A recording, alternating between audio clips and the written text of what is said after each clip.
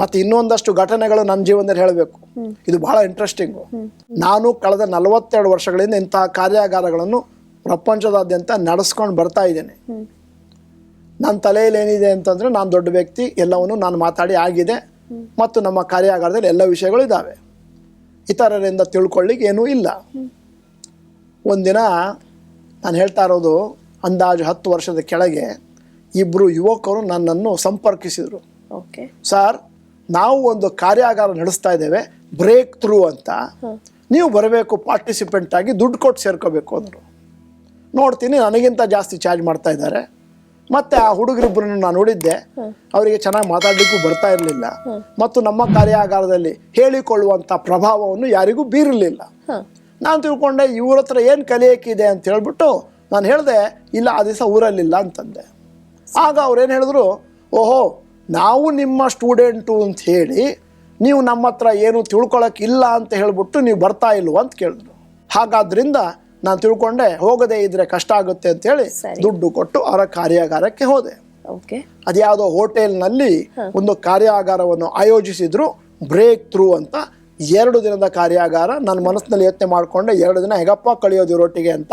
ಇಬ್ಬರು ಕಂಬೈಂಡ್ ಆಗಿ ಮಾತಾಡ್ತಿದ್ರು. ನಾನು ಹೇಳಿದ್ದನ್ನು ಕೇಳಿದ್ರೆ ನಿಮಗೆ ಆಶ್ಚರ್ಯ ಆಗೋಗುತ್ತೆ.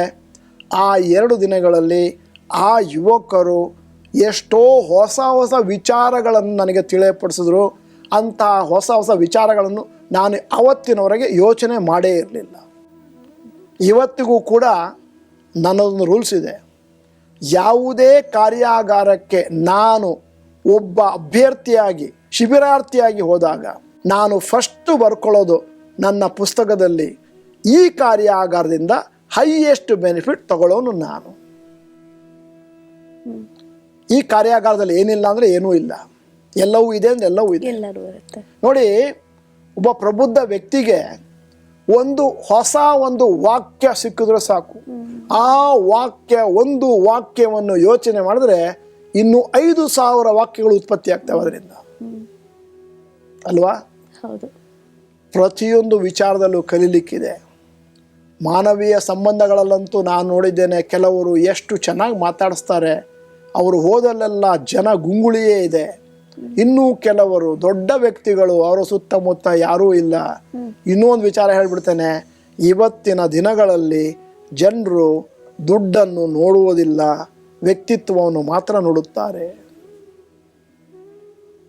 ದುಡ್ಡು ಎಲ್ಲರ ಹತ್ರನೂ ಬೇಕಾದಷ್ಟಿದೆ.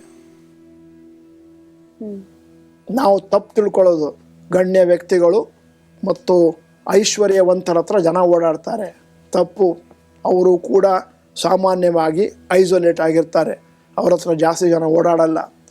ಯಾರ ಹತ್ರ ಓಡಾಡ್ತಾರೆ ಅಂತಂದರೆ, ಯಾರಲ್ಲಿ ಮಾನವೀಯ ಸಂಬಂಧಗಳಿದಾವೋ, ಆನೆಸ್ಟ್ ಇದೆಯೋ, ಇಂಟಿಗ್ರಿಟಿ ಇದೆಯೋ, ಅವ್ರ ಹತ್ರ ಜನ ಸುತ್ತಾರೆ. ಇದರ ಮಧ್ಯದಲ್ಲಿ ನಾನು ಇನ್ನೊಂದಷ್ಟು ವ್ಯಕ್ತಿಗಳನ್ನು ನೋಡಿದ್ದೇನೆ, ಅಗರ್ಭ ಶ್ರೀಮಂತರು, ಮಾನವೀಯ ಸಂಬಂಧಗಳು ಬಹಳ ಚೆನ್ನಾಗಿದ್ದಾವೆ. ಇದು ಒಂದು ವಂಡರ್ಫುಲ್ ಕಾಂಬಿನೇಷನ್. ಹಾಗೇನೆ ಅಗರ್ಭ ಶ್ರೀಮಂತರನ್ನು ನೋಡಿದ್ದೇನೆ, ವರ್ಸ್ಟ್ ರಿಲೇಷನ್ಶಿಪ್ ಇದ್ದವರನ್ನು ನೋಡಿದ್ದೇನೆ. ನಾನು ಪ್ರಪಂಚದಲ್ಲಿ ಎಲ್ಲಿ ಹೋದರೂ ಕೂಡ ನನಗೆ ಐಸೋಲೇಷನ್ ಅಂತಿಲ್ಲ, ಯಾರೂ ಸ್ನೇಹಿತರಿಲ್ಲ ಅಂತಿಲ್ಲ. ಏರ್ಪೋರ್ಟಲ್ಲಿ 4 ಗಂಟೆ ಕುಳಿತುಕೊಳ್ಳುವ ಅವಕಾಶ ಬಂದರೆ ನಾನು ನನ್ನನ್ನು ಲಕ್ಕಿ ಅಂತ ಊಹಿಸ್ಕೊಳ್ತೇನೆ. ಯಾಕಂದರೆ ಕುಳಿತಾಗ ನೋಡ್ತೇನೆ ಯಾರು ಯಾವ ರೀತಿಯಲ್ಲಿ ಬಿಹೇವ್ ಮಾಡ್ತಾರೆ, ಯಾವ ರೀತಿ ಮಾತಾಡ್ತಾರೆ, ಇವ್ರು ಎಷ್ಟು ಮೇಲಕ್ಕೆ ಹೋಗಿರ್ಬೋದು ಜೀವನದಲ್ಲಿ, ಇವನ ಜೀವನದಲ್ಲಿ ಮೇಲಕ್ಕೆ ಹೋಗ್ಲಿಕ್ಕೆ ಏನು ಕಾರಣ ಇರ್ಬೋದು ಅಂತ ಯೋಚನೆ ಮಾಡ್ತಿದ್ದಾಗೆ ಆ ವೇಟಿಂಗ್ ಪೀರಿಯಡ್ 4 ಗಂಟೆ ಹೊರಟೋಗುತ್ತೆ. ಒಂದು 10 ವರ್ಷದ ಕೆಳಗೆ ನಾನು ಬಹರೀನ್ ಏರ್ಪೋರ್ಟಲ್ಲಿ ಬೆಳಿಗ್ಗೆ 6 ಗಂಟೆಯಿಂದ ರಾತ್ರಿ 12 ಗಂಟೆವರೆಗೆ ಕಳಿಬೇಕಾಯ್ತು ಒಬ್ಬನೇ. ಸಂತೋಷ ಆಯ್ತು ನನಗೆ. ನೋಡ್ತೇನೆ ಎಷ್ಟು 1000 ಜನ ಬರ್ತಾ ಇದ್ದಾರೆ. ಆ ವ್ಯಕ್ತಿಯನ್ನು ನೋಡಿದಾಗ ನಿಮಗೇನು ಅನಿಸುತ್ತೆ? ಈ ವ್ಯಕ್ತಿ ಜೀವನದಲ್ಲಿ ಎಷ್ಟು ಮೇಲಕ್ಕೆ ಹೋಗಿರ್ಬೋದು, ಈ ವ್ಯಕ್ತಿ ಯಾಕೆ ಈ ಥರ ಮಾತಾಡ್ತಾನೆ, ಇದನ್ನೆಲ್ಲವನ್ನು ಯೋಚನೆ ಮಾಡ್ತೀನಿ ಅಂತಂದರೆ ನೀವು ಯಾವ ಸೈಕಾಲಜಿ ಪುಸ್ತಕನೂ ಓದಬೇಕಾಗಿಲ್ಲ, ಜನರನ್ನು ನೋಡಿದ್ರೆ ಗೊತ್ತಾಗ್ಬಿಡುತ್ತೆ. ನನ್ನ ದೊಡ್ಡ ಹಾಬಿ ಏನು ಅಂತಂದರೆ, ಒಬ್ಬ ದೊಡ್ಡ ಯಶಸ್ವಿ ವ್ಯಕ್ತಿಯನ್ನು ನೋಡಿದ್ರೆ ಇವನ ಯಶಸ್ಸಿಗೆ ಏನು ಕಾರಣ ಇರ್ಬೋದು ಅಂತ ಹುಡುಕೋದು. ನಾವು ಸಾಮಾನ್ಯವಾಗಿ ಏನು ಹೇಳ್ತೀವಿ, ಒಬ್ಬ ಯಶಸ್ವಿ ವ್ಯಕ್ತಿ ಆಗಬೇಕು, ಒಬ್ಬನಲ್ಲಿ ವರ್ಚಸ್ಸು ಇರಬೇಕು ಅಂತಂದ್ರೆ ಅವನಲ್ಲಿ ಸಮಯದ ಸದುಪಯೋಗ ಮಾಡುವ ಕಲೆ ಇರಬೇಕು, ಜೀವನದ ಗುರಿಗಳ ನಿರ್ಧಾರ ಮಾಡುವಂಥದ್ದು ಇರಬೇಕು, ಮತ್ತೆ ಮಾನವೀಯ ಸಂಬಂಧಗಳಿರಬೇಕು, ಮತ್ತೆ ಸಂವಹನ ಕಲೆ ಇರಬೇಕು, ಮತ್ತೆ ಪಾಸಿಟಿವ್ ಮೆಂಟಲ್ ಆಟಿಟ್ಯೂಡ್ ಇರಬೇಕು, ಎಂತೂಸಿಯಾಸಮ್ ಇರಬೇಕು. ಆದರೆ ನಾನು ಸುಮಾರು ವ್ಯಕ್ತಿಗಳನ್ನು ನೋಡಿದ್ದೇನೆ, ನಾವು ಹೇಳಿದ ಯಾವುದೇ ಒಂದು ಸೀಕ್ರೆಟ್ ಆಫ್ ಸಕ್ಸಸ್ ಅವ್ರ ಹತ್ರ ಇಲ್ಲ, ಆದರೆ ಬೇಕಾದಷ್ಟು ಸಕ್ಸಸ್ಸನ್ನು ಕಂಡಿದ್ದಾರೆ. ಸುಮಾರು ಜನ ನೋಡಿದ್ದೇನೆ, 4 ವಾಕ್ಯಗಳನ್ನು ಮಾತಾಡ್ಲಿಕ್ಕೆ ಬರೋಲ್ಲ, ಬಟ್ ಫುಲ್ಲಿ ಸಕ್ಸಸ್ಫುಲ್. ಇನ್ನೂ ಕೆಲವರು ಸಮಯದ ಪ್ರಬಂಧವೇ ಇಲ್ಲ, ಅವರಿಗೆ ಸಕ್ಸಸ್ಫುಲ್ ಆಗಿದ್ದಾರೆ. ಮುಂದೊಂದು ಪ್ರಶ್ನೆ ಕೇಳಬೇಕು ನಿಮ್ಮ ಹತ್ರನೇ. ಒಬ್ಬ ಮನುಷ್ಯನಿಗೆ ಒಂದು ಚಾರಿಷ್ಮಾ ಅಂತಿದೆ, ಪ್ರಭಾವಳಿ, ವರ್ಚಸ್ಸು. ಅದಕ್ಕೆ ಯಾವುದು ಕಾರಣ ಗೊತ್ತಿಲ್ಲ. ಒಳ್ಳೆಯ ಯೋಚನೆ ಇದ್ದವರಿಗೆ ಕೆಲವರಿಗೆ ವರ್ಚಸ್ಸೇ ಇಲ್ಲ. ಈ ವರ್ಚಸ್ಸಿಗೆ ಇಂಥದ್ದೇ ಕಾರಣ ಅಂತ ಗೊತ್ತಿದ್ರೆ ನಾನು ಡಾಕ್ಟರ್ ಭರತ್ ಚಂದ್ರ ರೆಡಿಯಾಗಿ ಒಂದು ಇಂಜೆಕ್ಷನ್ ರೆಡಿ ಮಾಡ್ತಾ ಇದ್ದೆ. ಒಂದು ಇಂಜೆಕ್ಷನ್ ಹಾಕೋದು, ನಾಳೆ ಬೆಳಿಗ್ಗೆ ವರ್ಚಸ್ಸು ಜಾಸ್ತಿ ಆಗುತ್ತೆ ಅಲ್ವಾ? ಹೌದು. ಯಾವ ಕಾರಣ ಅಂತ ಗೊತ್ತಿಲ್ಲ, ಅವರನ್ನು ನೋಡಿ ನಾವು ಗೆಸ್ ಮಾಡಬೇಕು ಈ ಕಾರಣ ಇರಬಹುದು ಅಂತ. ಇಂತಹ ಅಂಶಗಳಿದ್ದರೆ ವರ್ಚಸ್ಸು ಬರುತ್ತದೆ. ವರ್ಚಸ್ಸು ಬಂದವರಿಗೆಲ್ಲ ಇಂಥ ಅಂಶಗಳಿದ್ದಾವೆ ಅಂತ ಗ್ಯಾರಂಟಿ ಇಲ್ಲ. ವರ್ಚಸ್ಸು ಅಂದಾಗ ನೆನಪಾಗೋದು, ಎಷ್ಟೋ ಜನ ಅನ್ಕೋತಾರೆ ನನ್ನಲ್ಲಿ ಆ ಪ್ರಭಾವ ಬೀರಬೇಕು ಅನ್ನೋ ವ್ಯಕ್ತಿತ್ವ ಬರಬೇಕು ಅಂದರೆ ಒಳ್ಳೆ ಊಟ ಮಾಡಬೇಕು, ಹೆಲ್ದಿ ಆಗಿರೋದನ್ನ ತಿನ್ನಬೇಕು ಅಂತ ಒಂದು ಅನ್ಕೋತಾರೆ. ಇನ್ನೊಬ್ರು ಅನ್ಕೋತಾರೆ ಒಳ್ಳೆ ಯೋಚನೆ, ಧ್ಯಾನ ಮಾಡೋದ್ರಿಂದ, ಒಳ್ಳೆ ಯೋಚನೆ ಮಾಡೋದ್ರಿಂದ, ಪಾಸಿಟಿವ್ ಆಗಿರೋದ್ರಿಂದ. ಇನ್ನೊಬ್ರು ಅನ್ಕೋತಾರೆ ತುಂಬ ಚೆನ್ನಾಗಿ ರೆಡಿ ಆಗೋದ್ರಿಂದ ಒಳ್ಳೆ ವರ್ಚಸ್ ಬರುತ್ತೆ ಅಂತ ಹೇಳಿಬಿಟ್ಟು. ಹಾಗಿದ್ರೆ ಬೇರೆ ಬೇರೆ ವ್ಯಕ್ತಿಗಳಲ್ಲಿ ಆ ವರ್ಚಸ್ಸಿಗೆ ಬೇರೆ ಬೇರೆ ರೀತಿಯಾದಂಥ ಕಾರಣಗಳಿರುತ್ತೆ. ಹಾಗಿದ್ರೆ ನಾನು ನೋಡಿದ್ದೇನೆ, ಕೆಲವರಿಗೆ 4 ವಾಕ್ಯದ ಮೇಲೆ ಮಾತಾಡ್ಲಿಕ್ಕೆ ಬರಲ್ಲ, ಸಿಕ್ಕಾಪಟ್ಟೆ ಸಕ್ಸಸ್ಫುಲ್ ಆಗಿದ್ದಾರೆ.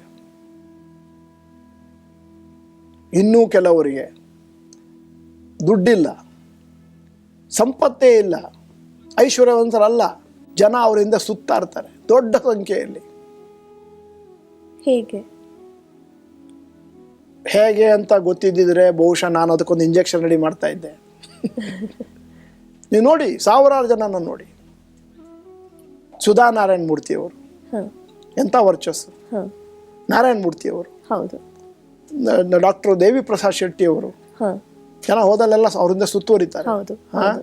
ಆಮೇಲೆ ಸುಮಾರು ಜನ ನೋಡಿ ನೀವು ಅದೇ ತರ ದೊಡ್ಡ ದೊಡ್ಡ ವ್ಯಕ್ತಿತ್ವಗಳನ್ನು. ಕೆಲವರ ಹತ್ರ ದುಡ್ಡೇ ಇಲ್ಲ, ಇನ್ನೂ ಸಕ್ಸಸ್ಫುಲ್ ಆಗಿದ್ದಾರೆ. ಇದನ್ನ ಜನ ಕೂತ್ಕೊಂಡು ಯೋಚನೆ ಮಾಡಬೇಕು. ನಾವು ಒಂದು ಬ್ರಾಡ್ ಫ್ರೇಮ್ವರ್ಕ್ ಕೊಟ್ಟಿದ್ದೇವೆ, ಇದೆಲ್ಲ ಇದ್ರೆ ನೀವು ಸಕ್ಸಸ್ಫುಲ್ ಆಗ್ತೀರಿ. ಆದ್ರೆ ಅದೆಲ್ಲ ಇದ್ದಾಗ ಸಕ್ಸಸ್ಫುಲ್ ಆಗದೆ ಇದ್ದವ್ರನ್ನ ತೋರಿಸ್ತೀನಿ. ಅದು ಏನು ಇಲ್ಲದೆ ಇದ್ದವ್ರು ಕೆಲವರು ಸಕ್ಸಸ್ಫುಲ್ ಆಗಿದ್ದಾರೆ. ಸೊ ಅದರಿಂದಾಗಿ ಇವೆಲ್ಲವೂ ಯೋಚನೆ ಮಾಡಬೇಕಾದಂಥ ವಿಚಾರಗಳು. ಜನ ಎಷ್ಟು ಇದರ ಬಗ್ಗೆ ಯೋಚನೆ ಮಾಡ್ತಾರೆ ಮತ್ತು ಮುಂದಿನ ದಿನಗಳಲ್ಲಿ ಇದರ ಬಗ್ಗೆ ಒಂದಷ್ಟು ತಮ್ಮದೇ ಆದಂಥ ಅಭಿಪ್ರಾಯಗಳನ್ನು ಸೃಷ್ಟಿ ಮಾಡ್ಕೋತಾರೆ, ಜೀವನದಲ್ಲಿ ಅಳವಡಿಸ್ಕೋತಾರೆ ಅಂತಂದ್ರೆ ಜನ ಸಕ್ಸಸ್ಫುಲ್ ಆಗೋದಕ್ಕೆ 2 ಮಾತಿಲ್ಲ.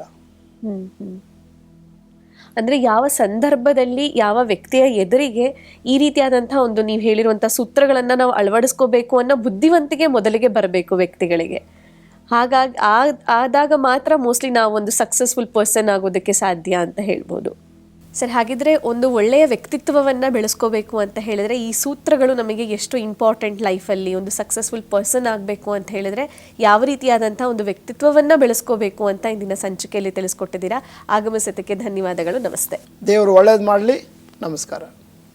ನೋಡಿದ್ರಲ್ಲ ವೀಕ್ಷಕರೇ, ಈ ಸಂಚಿಕೆಗಳಲ್ಲಿ ನಾವು ತಿಳ್ಕೊಂಡಿದ್ದೀವಿ ವ್ಯಕ್ತಿತ್ವವನ್ನು ಹೇಗೆ ಒಳ್ಳೆಯ ರೀತಿಯಲ್ಲಿ ನಾವು ಬೆಳವಣಿಗೆ ಮಾಡ್ಕೋಬೇಕು ಅಂತ ಹೇಳ್ಬಿಟ್ಟು. 4 ಜನ ನಮ್ಮ ಬಗ್ಗೆ ಒಳ್ಳೆಯದನ್ನ ಮಾತಾಡಬೇಕು ಅಂತ ಹೇಳಿದ್ರೆ ನಮ್ಮ ವ್ಯಕ್ತಿತ್ವದ ಬಗ್ಗೆ ನಾವು ಕುಳಿತು ಯೋಚನೆ ಮಾಡಬೇಕಾಗತ್ತೆ. ನಾವು ಯಾವ ರೀತಿಯದನ್ನ ವ್ಯಕ್ತಿತ್ವವನ್ನು ಹೊಂದಿದ್ದೇವೆ, ಜನರನ್ನ ನಾವು ಹೇಗೆ ಟ್ರೀಟ್ ಮಾಡ್ತೀವಿ, ಅದು ಕೂಡ ತುಂಬಾನೇ ಇಂಪಾರ್ಟೆಂಟ್ ಆಗುತ್ತೆ. ಹಾಗಾಗಿ ಒಳ್ಳೆಯ ವ್ಯಕ್ತಿತ್ವವನ್ನು ಬೆಳೆಸ್ಕೊಳ್ಳೋಣ, ಎಲ್ಲರ ಮೆಚ್ಚುಗೆಗೆ ಪಾತ್ರರಾಗೋಣ ಅಂತ ಹೇಳ್ತಾ ಇಂದಿನ ಕಾರ್ಯಕ್ರಮವನ್ನು ಮುಗಿಸ್ತಾ ಇದ್ದೇನೆ. ನಮಸ್ಕಾರ.